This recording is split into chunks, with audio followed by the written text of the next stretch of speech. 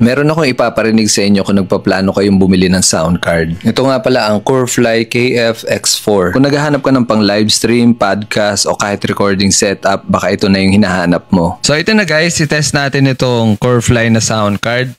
Tapos ito yung kanyang model, KF-X4. Pakita ko sa inyo yung ginagamit kong wireless mic na kasama sa package nito. Dalawa nga pala tong wireless mic na to. So ipakita ko sa inyo yung box. So, ito yung model ng wireless mic natin, KF-L12. Dito sa harapan, makikita natin yung mic echo. Meron siyang controller ng echo. So kapag clinic natin dito yung KTV, sound check, nagkakaroon siya ng reverb. Meron siyang pindutan para mabalik mo siya sa original sound. Meron din siyang 3-band EQ, bass, mid, treble. I-adjust natin yung bass, sound check.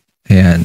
Pakinggan nyo kung may nagbabago Sound check, test mic. Sound check, test mic. Sound check, test mic, sound check. Sound check, test mic. Tapos meron siyang mic volume. Sound check, ayan yung todo niya. Kapag ka nasa 12 o'clock, ganyan lang siya kalakas or kahina. Ginagamit ko yung nasa 3 o'clock lang. Meron siyang monitor volume nandito.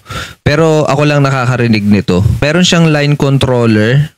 Kung pa may naka-attach sa kanya, ito ang kanyang controller. Power on and off, electronic sound, so pwede ka magpalit ng keys. Ito naman yung effects. Pwede mong hinaan yung effects, pwede mong lakasan. Yung applause, di ba? Dito makikita mo yung original, rap, profession, tuning save. Ito yung pag nagpapalit ka ng ilaw. Ayan, meron siya. May sound effects na the usual nakikita natin sa sound card. Follow singing, noise suppression. Ito yung noise reduction din. Turn off natin. Sound check. So, ayan, pag naka-turn off. Pag naka-turn on siya, ganito. Sound check. May voice changer. Sound check. Sound check.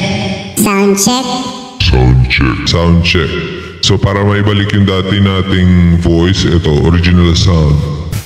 Ayan. Tapos may loop back, dodge, tapos yung backing track. Dito mo siya makokontrol. Yun overall ng ating panel dito sa harap. Makikita nyo dito sa likod, meron siyang OTG Type-C. Dito nakalagay yung nakasaksak sa phone. Dito naman, pwede ka mag-recharge dito. Kita nyo yung mga ports dyan. Nakalagay naman yung pangalan kung para saan siya. So kung nagpaplano ko yung kumuha ng sound card, itry nyo tong si Corefly KF-X4. Ilalagay ko yung link nito sa yellow basket para makapag-checkout ka na. Salamat!